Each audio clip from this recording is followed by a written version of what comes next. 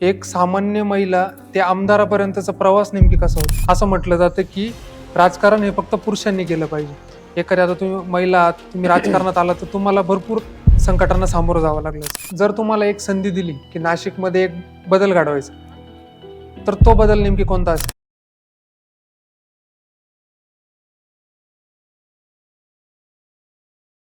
नमस्कार ताई. नमस्कार. आतापर्यंत मी भरपूर मतदारसंघ बघितले, भरपूर आमदार बघितले, पण आतापर्यंत शांत, संयमी एवढा आमदार बघितला नाही मी नेमकी. तर नेमकी याच्या मागचं रहस्य काय सांगता येईल तुम्हाला? अ, तसा शांत स्वभाव पहिल्यापासूनच आहे माझा. हं. की कोणती गोष्ट आली तर ते शांततेने हँडल करायची. हं. आणि मुळात आई जी होती माझी तिचा खूप असा स्वभाव होता हं. की आतमध्ये काहीतरी चालू असायचं, म्हणजे शांतीत क्रांती होती, पण मला वाटतं मी तिच्याकडनं खूप काही शिकलेली. हं. आणि त्यामुळे माझा असा स्वभाव असावा, हं. शांत आणि संयमाने सगळ्या गोष्टी आपल्याला मिळतात, बरोबर. असं मी आतापर्यंतच्या प्रवासात बघितलेलं. हं. एक सामान्य महिला ते आमदारापर्यंतचा प्रवास नेमकी कसा होता? प्रवास खरं तर माझ्या कधी डोक्यात नव्हतं की मी कधी राजकारणात येईल किंवा माझं राजकारणात प्रवेश होईल. हं. परंतु माझं लग्न झालं 1990 साली.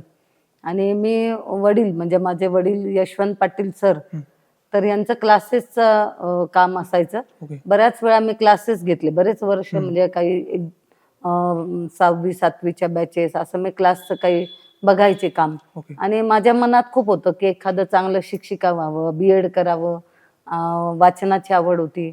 परंतु महेश हिरे यांच्याशी लग्न झाल्यानंतर आमचे पप्पा जे म्हणजे माझे सासरे हे राजकारणात होते.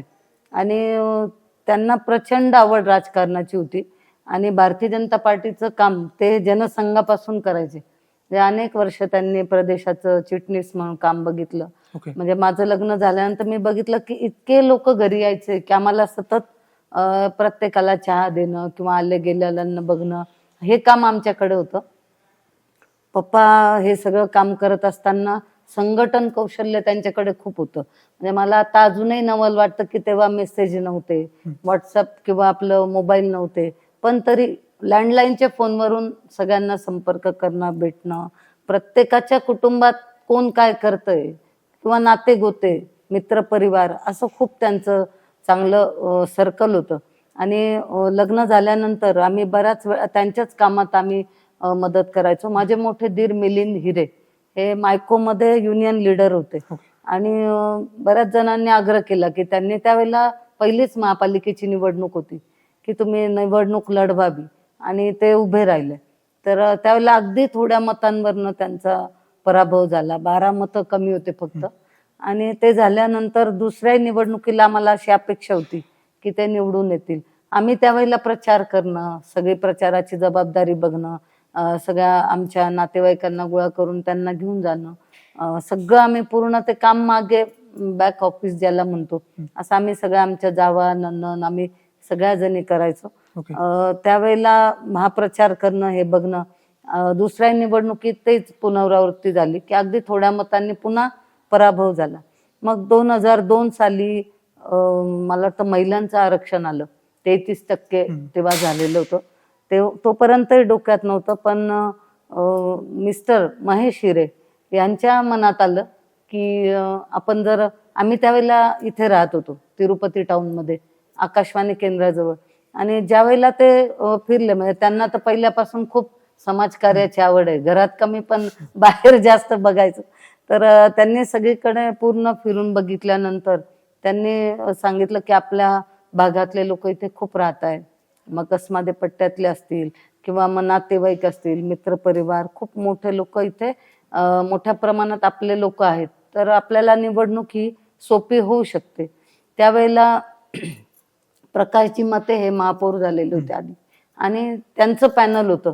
मला खूप धाकधूक होती की आपण कधी आधी निवडणूक लढवली नाही आणि डायरेक्ट यांच्या समोर लढायचं, आपलं पॅनल येतं की नाही, आपलं म्हणजे एक टेन्शन होतं. पण तरी सगळ्यांच्या आग्रहाखातर 2002 साली आम्ही ती महापालिकेची निवडणूक लढलो. आमचं त्यावेळेला 3 जणांचा वॉर्ड होता 3 जणांचं पॅनल होतं ओके. आणि मग 2 जेंट्स 1 लेडीज असं 33% असं आम्ही तेव्हा निवडणूक लढलो. म्हणजे भाजप शिवसेना युती होती त्यावेळेला. 2 बीजेपीचा 1 शिवसेना ओके. असे उमेदवार. अनिल भालेराव होते माझ्यासोबत, संतोष गायकवाड होते, अरुण काळे होते. असे म्हणजे अरुण काळे समोर होते, परंतु असं आमचं युतीचं 3 जणांचं पॅनल होतं. आणि वडिलांचे क्लासेस असल्यामुळे खूप विद्यार्थी त्यांच्याकडून घडलेले होते. त्यांचा पण खूप चांगला जनसंपर्क होता. त्यामुळे ज्यावेळेला पहिल्यांदा आपली मुलगी इलेक्शन मध्ये जाते असं म्हटलं, त्यांनी अगदी मनावर घेतलं आणि रोज स्वतः ते काही ना काही ओळख काढून ते खूप फिरायचे. त्यांनी भरपूर ओळखी काढून ती मदत करून दिली. सासऱ्यांचं होतं. आणि माझं मुख्य आमचं जे परमपूज्य गुरुमाऊली अण्णासाहेब मोरे आहेत, ते माझे आत्तेभाऊ आहेत, सख्खे आत्तेभाऊ आहेत. ओके. आणि त्यामुळे तो पण सेवेकरी परिवार खूप मोठा होता. त्यांची पण खूप चांगली साथ मिळाली. आणि त्यामुळे पूर्ण भाजपचं तर पप्पांचा जुना होताच लोकसंग्रह, भारतीय जनता पार्टी, नातेवाईक, मित्र परिवार, सेवेकरी असं सगळं एकत्र जुळून आलं. आणि त्यावेळेला पॅनलमध्ये मी एकमेव निवडून आली. बरं, एक आनंदाची गोष्ट अशी की जेवढ्या महापालिकेच्या निवडणुका जिंकले त्यावेळेला प्रत्येक वेळेला हायेस्ट मतं नाशिकमध्ये मिळाली. म्हणजे पहिल्या वेळेला असेल, दुसऱ्या वेळेला असेल, तिसऱ्या वेळेला असेल, असं 3 वेळेला महिलांमध्ये नाशिकमध्ये हायेस्ट मतंही मिळाली. आणि तेव्हापासून माझा राजकारणात प्रवेश झाला. म्हणजे 2002 ची पहिली निवडणूक. मग महापालिकेतल्या अनेक पदं असतील, त्या अनेक निवडणुका असतील, अंतर्गतही बऱ्याच समित्या असतात, त्याच्यात बऱ्याच याच्यात भाग घेतला आणि खूप काही शिकायला मिळालं त्यातनं. म्हणजे आधी मी जी 15 वर्ष पूर्णपणे घरात होते, एक हाऊसवाईफ म्हणतो किंवा गृहिणी म्हणतो, त्या पद्धतीचं माझं काम होतं. आणि जे कोणी आपले घरातले लोक काम करतात त्यांना सपोर्ट करणं, ते पूर्ण बघणं काम, अशा पद्धतीचं माझं काम होतं. परंतु माझ्या स्वतःवर पूर्णपणे एवढं जबाबदारी असं मी कधीच माझ्या मनात आलेलं नव्हतं. पण तो योग असेल एखादा, ज्याला म्हणतो आपण राजयोग, तर तसा योग आला असेल. आणि 2002 पासून मग ही सुरुवात झाली. मग 3 महापालिका, 1 जिल्हा बँकेची निवडणूक, जिल्हा बँकेलाही सगळ्यात चांगली मतं आपण घेतली आणि 2दा आमदार. आणि आता हा 3ऱ्यांदा प्रवास परत हा सुरू आहे आपला. बरोबर आहे. जेव्हा एखादी सामान्य महिला राजकारणात येते, आता एखादी महिला राजकारणात येणं म्हणजे असं म्हटलं जातं की राजकारण हे फक्त पुरुषांनी केलं पाहिजे. एखाद्या आता तुम्ही महिला आहात, तुम्ही राजकारणात आला तर तुम्हाला भरपूर संकटांना सामोरं जावं लागलं असेल. तर नेमकी काय होते ते संकट, काय वाटतं तुम्हाला? मला असं वाटतं की महिलांना खूप संधी आहे. आता तर 50% झाले, बरोबर. पूर्वी तरी 33% होतं. आणि माझ्याकडे बघून अनेक लोकांनी सांगितलं की त्यांच्या घरातल्या महिला या बाहेर आल्या. नाहीतर ज्या वेळेला पहिल्यांदा मी निवडणुकीला उभी होते त्यावेळेला माझ्या बरोबर ज्या नगरसेविका होत्या त्या सगळ्या वयोवृद्ध होत्या. मग अगदी आपल्या लोणारी मावशी असतील, बागुल मावशी असतील किंवा बिरारी मावशी असतील, अशा सगळ्या 60च्या पुढे. म्हणजे पुरुषांना, महिलांना या क्षेत्रात पाठवणं म्हणजे हे नव्हतं, विश्वास वाटत. परंतु ज्या वेळेला मी आले आणि मी स्वतः मारुती चालवायची, त्यावेळेला मारुती घेऊन महापालिकेत जायची, सगळ्या आमच्या महिलांना सोडायची, तर ते खूप त्यांना विशेष वाटायचं. मग अगदी कुठेही असो त्यांना ड्रॉप करणं, कारण महिलांकडे एवढे साधनं नसतात. साधं महापालिकेत यायचं तर त्यांना रिक्षा करून यायचं, परत जायचं, हे अवघड होतं. त्यामुळे माझ्याकडे बघून अनेक महिला आल्या की अरे ही करू शकते तर इतरही नक्कीच करतील. आणि त्यामुळे मला असं वाटतं की आपल्या मनावर आहे किंवा आपल्या वर्तनावर आहे की कुठे संकट किंवा हे नसतं. आणि संकटात नाही आपण संधी ही निर्माण करायची असते. त्यामुळे महिलांसाठी कोणतंही क्षेत्र असो, आपण जर आपला आत्मविश्वास असला, आपण जर प्रामाणिकपणे काम केलं तर मला वाटतं त्याच्यात नक्की यश मिळतं. आणि कुठेही महिला म्हणून आपण मागे राहतो असं कुठलंच क्षेत्र नाही. बरोबर आहे. सीमाताई हिरे म्हटल्यावर एक अध्यात्म, पब्लिकला अध्यात्मात जास्त आवड आहे असं मला बघायला भेटलं या मतदारसंघात. तर नेमकी एवढी अध्यात्मात का आवड आहे तुमचं, काय नेमकी याच्या मागचं खरं तर पहिल्या लहानपणापासून आमच्याकडे सेवेकरी परिवार आहोत. म्हणजे मी अजून अंडही खाल्लेलं, पूर्ण व्हेज खाणं. कधी आमच्या नातेवाईकांमध्ये कधीच कोणी नॉनव्हेज खाल्लेलं नाही.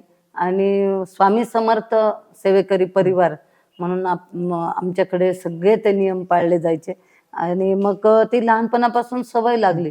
कुठलाही सण असो, उत्सव असो किंवा रोजचं पूजा असो, हे सगळं लहानपणापासून हे संस्कार झाले, की तुम्ही उठल्या म्हणजे रोज आरत्या म्हटल्याच पाहिजे. त्याशिवाय आम्ही जेवायचो नाही, जेवण नाही मिळायचं. किंवा संध्याकाळचं तुमचं शुभंकरोती स्तोत्र, रामरक्षा, हनुमान चालिसा हे सगळं झाल्यानंतरच तुम्हाला मिळेल. सकाळी 6ला अंघोळी झालीच पाहिजे. 6च्या आत, सूर्योदयाच्या आत तुम्ही सगळं आवरून बसले पाहिजे. असे नियम असल्यामुळे खरं तर ते लहानपणापासून हे संस्कार होत गेले आणि त्यामुळे धार्मिकतेची आवड मला पहिल्यापासूनच होती. अजूनही मी सकाळी लवकर पहाटे उठून 1 तास पूजा केल्याशिवाय बाहेर पडत नाही, काहीच खात नाही, ही मला सवय पडलेली आणि त्यामुळे धार्मिकतेकडे ओढा आहे. आणि योगायोगाने जो मतदारसंघ मिळालाय तो अतिशय धार्मिक आहे. बरोबर. म्हणजे आता मी सिडको सातपूरमध्ये बघते, अनेक मंदिर आहे. कुठलं मंदिर नाहीये असं नाहीये, सगळ्या देवांचे मंदिर आहे. आणि मग तिथे त्यांचे सुद्धा खूप धार्मिक कार्यक्रम होत असतात. त्यांचे मग भागवत सप्ताह असेल किंवा अखंड हरिनाम सप्ताह असेल, कथा असतील, असे अनेक कार्यक्रम त्यांचे होत असतात. आणि तिथे मला बऱ्याच वेळा जावं लागतं. त्यामुळे अजून मला वाटतं धार्मिकता अजून वाढली. कारण गणपती बसत असतील तर आरत्यांना जा, देवीचा असेल तर तिथे जा पूजेला. असे खूप कार्यक्रम आमच्या मतदारसंघात हे सतत होत असतात. ओके. काही जणांचं असं म्हणणं असतं की कारण आलं की समोरच्यावर टीका झालीच पाहिजे, पण मला या मतदारसंघात ते बघायला भेटत नाही. तुम्ही मला कुठल्याही कॉन्ट्रोवर्सी मध्ये दिसल्या नाहीत, कोणालाही टीका करताना दिसल्या नाही. नेमकी काय का असं पहिल्यापासून मी एक ते ठरवून घेतलं की आपण ज्या वेळेला एक बोट दाखवतो, 4 बोट आपल्याकडे असतात. त्यामुळे टीका कोणावरच करायची नाही. तुम्ही काय केलं आतापर्यंत किंवा तुम्ही काय करणार आहे हे तुम्ही लोकांना सांगा. कारण बऱ्याच वेळा लोकांना इंटरेस्ट नसतो. तुम्ही दुसऱ्यांवर टीका किंवा त्यांच्यामध्ये एक निगेटिव्ह माइंडसेट तयार होतो. ज्या वेळेला आपण टीका करतो लोकांना ते आवडत नाही, चालत नाही.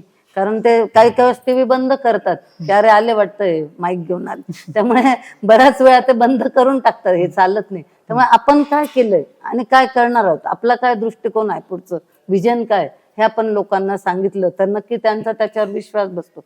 आणि म्हणून कधीच टीका कधीच कोणावर करायची नाही हे मी पहिल्यापासून ठरवलं. इव्हन आपण बघतो की काही गोष्टी इकडच्या तिकडे होतात, याचं त्याला सांगितलं तर हे सुद्धा चुकूनही कधीच माझ्याकडनं होत नाही. अगदी माझी जवळची मैत्रीण असेल, खात्रीशीर तिचं गुपित तिने सांगितलं असेल, ते सुद्धा कधीच दुसरीकडे जात नाही. एवढं म्हणजे आपण हे पाळत असतो. जर तुम्हाला एक संधी दिली की नाशिकमध्ये एक बदल घडवायचा, तर तो बदल नेमकी कोणता असेल? नाशिक आपण म्हणतो सुंदर नाशिक, स्वच्छ नाशिक, सांस्कृतिक नाशिक. तर मला वाटतं एक लोकांमध्ये जागरूकता निर्माण केली पाहिजे की आपल्याकडे खूप सुंदर अशी गोदावरी नदी आणि लांबून लांबून लोक आपल्याकडे खास धार्मिक पर्यटना करता येतात. मग सीता गुंफा असेल, रामकुंड असेल, इथे ते येतात.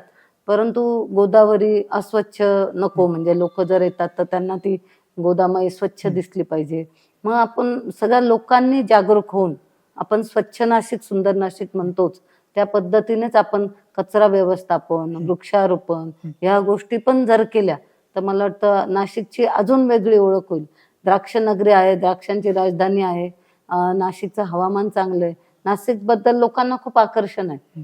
परंतु जर आपण अजूनही त्याच्यात हे जर 2 मुद्दे घेतले, कचरा व्यवस्थापन, वृक्षारोपण आणि गोदामाई स्वच्छ ठेवणे, तर मला वाटतं अजूनही जे लोक येतात, काशी म्हणतो आपण, काशी नंतर हेच एक आहे, इथे धार्मिक विधीसाठी येतात, तर अजूनही लोकांना जास्त आकर्षण नाशिकचं वाटेल. तुम्हाला जर हा बदल आपल्यामध्ये घडवावा लागेल की आपण प्रत्येकाने जागरूक होऊन स्वच्छता ठेवणं, कचरा कुठे न फेकणं आणि आपलं नाशिक व्यवस्थित सांभाळणं. ओके. अशा कोणत्या गोष्टी आहेत का की ज्या म्हणजे पुढच्या पंचवार्षिक मध्ये आपल्याला बघायला भेटतील तुमच्या मतदारसंघात? हो, आमचं एक म्हणजे सिडकोमध्ये आपल्याला एक रुग्णालयाची खूप गरज आहे. आता जे महापालिकेचं आहे मोरवाडीमध्ये, ते अतिशय छोटं आहे. म्हणजे मध्ये पेपरमध्ये बातम्या वाचल्या असेल की एक लेडीज रस्त्यातच डिलिव्हरी झाली, कारण ती सिडकोतनं निघून ती शासकीय रुग्णालयात चाललेली होती, तिथे बेड नसल्यामुळे. त्यामुळे तिची रस्त्यात डिलिव्हरी झाली. तेव्हा योगायोगाने आमच्या नगरसेविका होत्या, त्यांनी पटकन तिथे मदत केली, तिला हलवलं नंतर डिलिव्हरी झाल्यानंतर. परंतु हेच जर आधुनिक सोयी सुविधांनी युक्त जर हॉस्पिटल असतं तर अशी वेळ आली नसती. त्यामुळे आमचे खूप मोठ्या प्रमाणात प्रयत्न चालू आहे की सिडकोमध्ये एक हॉस्पिटल असण्याची खूप गरज आहे आणि पुढच्या काळात आम्ही ते नक्कीच करू. कारण सगळे कामगार वर्ग आहे, प्रत्येकाकडे खूप भारी मल्टी स्पेशालिटी आणि मोठ्या हॉस्पिटलमध्ये जाण्याची कुवत नसते. गोरगरिबांना महापालिका, शासकीय दवाखाने हेच शक्यतो लागतात. ESI रुग्णालय आहे परंतु ते सातपूरला आहे आणि त्यामुळे सिडकोत असणं खूप गरजेचं आहे. पुढच्या काळात आम्ही नक्की ते तयार करू. त्याचबरोबर आपण बघतो की सातपूरहून त्र्यंबकला जाताना सातपूर हे गाव आहे, पिंपळगाव बौला आहे आणि पिंपळगाव बौला याला अगदी एक छोटासाच रस्ता आहे गावाला. त्यामुळे त्याला जर चांगला एक रस्ता जोडला तर त्याची कनेक्टिव्हिटी वाढल्यामुळे खूप चांगला गावाचा विकास होऊ शकतो. आणि त्यामुळे तिथे देखील एक बाह्यवळण रस्ता करणं सिंहस्थाच्या कामात हे देखील आमचं एक प्रमुख समोरचं उद्दिष्ट आहे. ओके. सध्याच्या राजकारणात जर बघायला गेलं तर नेहमी राजकारण हे जातीवर, धर्मावर आणि यासारख्या गोष्टींवर होत असतं. पण नेमकी आपल्या मतदारसंघात हे बघायला भेटत नाही. आपल्या मतदारसंघात जर बघायला गेलं तर सगळ्याच जातीचे, धर्माचे लोक राहतात. पण मग कोणी कोणावर टीका करते की कोणी कोणावर असं काही बघायला भेटत नाही. काय बोलाल त्या बाबतीत तुम्ही? खरं आहे ते की नाशिक पश्चिम विभाग हा बहुभाषिक आहे. बरोबर. कसमादे असतील, उत्तर भारतीय असतील, सर्व समाजाचे लोक आज नाशिक पश्चिम मध्येच तुम्हाला बघायला मिळेल. आणि त्यामुळे सगळ्यांनी एकत्र राहणं हे खूप महत्वाचं आहे आणि तसे ते राहतात देखील. कुणी कुणाला काही कुणाचं हे न करता सगळे सण उत्सव ते एकत्र येऊन करतात. अगदी आमच्याकडे छटपूजा जी म्हणतो ती खूप मोठ्या प्रमाणात होते आणि आमच्या पण आपल्या महिला तिथे जातात. करवा चौथ जे कालच झालं, असे सगळे सण उत्सव हे एकत्र येऊन करतात आणि त्यामुळे इथे कोणालाही भेदभाव न करता मला वाटतं एकरूपतेने हे काम चालू राहतं तिथे. तुम्हाला जर 2 पर्याय दिले त्याच्यापैकी एक उत्तर निवडायचं तुम्हाला, समाजकारण की राजकारण, काय निवडाल? आमच्या पप्पांची म्हणजे मी सांगितलं आधी ते ह्याच्यात होते राजकारणात. त्यांचं नेहमी एक धोरण होतं की 80% समाजकारण करायचं आणि 20% राजकारण करायचं आणि तेच धोरण घेऊन आम्ही सुद्धा गेले 30 वर्ष मी काम करते, 25-30 वर्ष, पण आम्ही तेच चालू ठेवले की 80% आपण समाजकारण करायचं आणि फक्त 20% राजकारण. ओके. अजून एक प्रश्न आहे, कुटुंब की मतदारसंघ, कुठे टाइम घालवायला आवडेल तुम्हाला? आता कसं असतं की महिला म्हटलं की तिला दोन्ही सांभाळणं असतं, कसरत असते खूप. ज्यावेळेला पहिल्या निवडणुकीला मी निवडून आले, माझा मुलगा 2 वर्षाचा होता. म्हणजे अगदी माझ्या डोळ्यात पाणी यायचं की प्रचाराला जाताना त्याला कोणाकडे तरी सोपवते, आता ती बाई व्यवस्थित खाऊ घालेल की नाही, हा जेवेल की नाही किंवा काय करेल, हा खूप मोठा प्रश्न. एक आई म्हणून आपल्याला कुटुंबाची सुद्धा खूप मोठी जबाबदारी असते. परंतु मतदारसंघ हे कुटुंब आहे, तिथे अनेक लोकांचे प्रश्न असतात. आपुलकीने अगदी ते कळकळीने आपल्याकडे ते घेऊन येतात आणि मग त्यांचे पण प्रश्न सुटले पाहिजे हे आपल्याकडे महत्वाचं असतं. त्यामुळे दोन्ही सांभाळणं हे महिलांना खूप मोठी कसरत असते. परंतु ही कसरत मी सांभाळली गेल्या 25 वर्ष, या दोन्ही कसरती सांभाळते. कारण घरात पण तुम्ही जर बघितलं तर मला खूप नेटनेटकं लागतं. अगदी कपाटातले कपडे असे कुठेही लावले किंवा किचन मध्ये कुठेही अस्ताव्यस्त मला बघायलाच भेटते हे मला आवडत नाही. अगदी तुम्ही आता देवघरात गेले तर सारखे फुलं वाहिलेली, असे जे नीटनेटकेपणा घरात लागतो तसंच मला बाहेरही काम तसं स्वभावातच ते असल्यामुळे हे करावं होतं. पुरुष मंडळी बघतो आपण, आंघोळ केली, चहा पिला की ते बाहेर पडू शकतात राजकारणात. अगदी सकाळी 7ला म्हटलं तरी ते जातात, बाहेर पडतात. परंतु कुठल्याही महिलेचं घ्या, ती अशी करू शकत नाही. त्यांना घरातली, मुलांची, कुटुंबाची जबाबदारी असते. भले 4ला उठून ती करेल, पण घरातलं तिला करून मगच ती बाहेर पडू शकते. त्यामुळे महिलांसाठी ही मोठी कसरत आहे. ती कसरत यशस्वीपणे पार पाडली तर आपण यशस्वी होतो. बरोबर आहे. आताच आपल्या सरकारची योजना आहे लाडकी बहीण, आता तुम्ही पण महिलाच आहात, तर नेमकी ही योजना नेमकी कितपत आहे? म्हणजे खरं तर खूप चांगली योजना आणलेली आहे. कारण ज्या वेळेला मी बघितलं की मध्य प्रदेशमध्ये शिवराजजी सिंह यांनी ही योजना तिथे राबवली आणि तिथे राबवल्यानंतर ते मामाजीच म्हणतात सगळ्यांना, म्हणजे सगळ्या महिला त्यांना मामाजी म्हणतात. कारण ते मामा म्हणून का प्रसिद्ध आहे, तर प्रत्येक महिलेला त्यांच्यामुळे फायदा झाला. आणि ही योजना आल्यामुळे मी सांगते तुम्हाला की आर्थिक उलाढाल सुद्धा वाढल्या. एक महिलाकडे पैसा आल्यानंतर तिने काही वस्तू आणल्या असतील, बरोबर. व्यापार झाला असेल, त्या पैशांचं काही कपडे खरेदी म्हणजे पूर्ण बाजारात सुद्धा त्या पैशांमुळे आर्थिक उलाढाल वाढलेली. आणि त्या महिलेला आतापर्यंत आम्ही बघितल्या ज्या महिलांचे मेळावे घेतले आम्ही प्रत्येक ठिकाणी मेळावे घेतले लाभार्थ्यांचे, तर त्या महिलांच्या चेहऱ्यावर खूप समाधान, आनंद होता की अरे आपल्याला 1500 रुपये मिळाले. आपण बघतो की भाजी आणायला गेलो, भाजीवाल्यांनी 10 रुपये कमी केले. ती संसाराकरता बचत बरोबर. करते, मग ती अगदी घासाघीस करून 50ची जुडी येतं 40ला द्या, 30ला द्या. तर 10-20 रुपये वाचले तरी तिला एवढं समाधान मिळतं. तर 1500 रुपये मिळाल्यावर मग काय आनंद विचारायचा. बरोबर. आणि त्यामुळे ती शिवराजजी सिंहांनी योजना आणलेली होती. ती आपल्या महाराष्ट्रात आपले मुख्यमंत्री आदरणीय एकनाथजी शिंदे, देवेंद्रजी फडणवीस, अजितदादा पवार यांनी सगळ्यांनी ही योजना यशस्वीपणे आणली. आणि 6 महिन्यात आपण बघतोय प्रत्येकीच्या खात्यात त्यांना पैसे मिळाले. दुसरी गोष्ट अशी होती की आपल्याकडे पुरुषी मानसिकता असते काही ठिकाणी बरोबर. की बँकेचे व्यवहार माहिती नसतात महिलांना. पैसे आले, पैसे लागेल तेवढेच मिळतात. तुला 1000 रुपये पाहिजे 1000च घे, 500च घे. पण आज ती बँकेत जाते, तिच्या स्वतःच्या खात्यात पैसे मिळतात. ही खूप मोठी गोष्ट आहे. बरोबर. बँकेचे व्यवहार काही महिलांना बरोबर. माहिती नव्हते की बँकेची स्लिप भरणं किंवा बँकेचं मेसेज येत आहे तुमच्या खात्यात जमा झाले. हे तर मला वाटतं एक मोठी क्रांतीच केली आपल्या सरकारने. कारण महिलांना आर्थिक साक्षर केलं याच्यातनं. ज्या महिला आर्थिक साक्षर नव्हत्या त्या आज आर्थिक साक्षर झालेल्या, यामुळे आर्थिक सक्षम झालेल्या. आणि त्यामुळे हे खूप चांगली योजना आपल्या सरकारने आणली. सगळ्या महिला आपल्या सरकारचं कौतुक करतायत आणि अभिनंदन करतात. आणि आम्ही पण सरकारचं कौतुक करतो. पण जर विरोधकांचं म्हणणं जर बघायला गेलं, बोलणं जर बघायला गेलं ना, त्यांना वाटतं की 1500 ही रक्कम एकदम क्षुल्लक आहे आणि या गोष्टीचा काही महिलांना फायदा नाही होणार, हे फक्त निवडणुकीमध्ये स्टंट बाजी आहे, असं काहीतरी म्हणणं आहे त्यांचं. काय बोलायला यावर तुम्ही? त्याचं कसं आहे की आपल्या जर खूप सधन कुटुंबातले एखादी महिला असेल तर त्यांना 1500 रुपये किरकोळ वाटतील किंवा बरोबर. त्याचं एवढं मूल्य नाही वाटणार. बरोबर. पण जर अगदी सामान्य कुटुंबातली महिला असेल, ग्रामीण भागातली असेल, तर त्यांना हे मूल्य खूप आहे. कारण मी काही सर्वसामान्य महिलांमध्ये फिरले. एक जणीने झेरॉक्सचं मशीन घेतलं आणि त्याचे हप्ते ती त्या 1500ने फेडते. म्हणजे तिचं पूर्ण आता कुटुंबाचा चरितार्थ त्या झेरॉक्स मशीनवर चालणार. त्यामुळे तिच्यासाठी किती मौल्यवान आहे हे आपल्याला ह्या उदाहरणावरून समजतं. बरोबर आहे. एखादा आमदार म्हटल्यावर किंवा एखादा राजकारणी व्यक्ती म्हटल्यावर त्याचं आयुष्य नेहमी धावपळीचं असतं. तर या धावपळीच्या आयुष्यात तुम्हाला तुमच्या कुटुंबाला पुरेसा वेळ द्यायला जमतो का? नाही, खरं आहे की धावपळ खूप असते, वेळ कमी असतो. पण तरी देखील आम्ही सगळेजण ठरवून सकाळी एक तरी दिवसातलं एक जेवण सोबत जेवायचं. मग आज आपण काय केलं किंवा काय करणार आहोत त्याची रूपरेषा ठरवणं. सर्वजण सामाजिक कार्यात असतात. सकाळपासून तुम्ही जर बघितलं तर प्रत्येक जण आपल्या आपल्या कामात व्यस्त असतात. पण तरी देखील आम्ही एकत्र येऊन काही ना काही आमचं जे विषय असतात ते चर्चा करत असतो. ओके.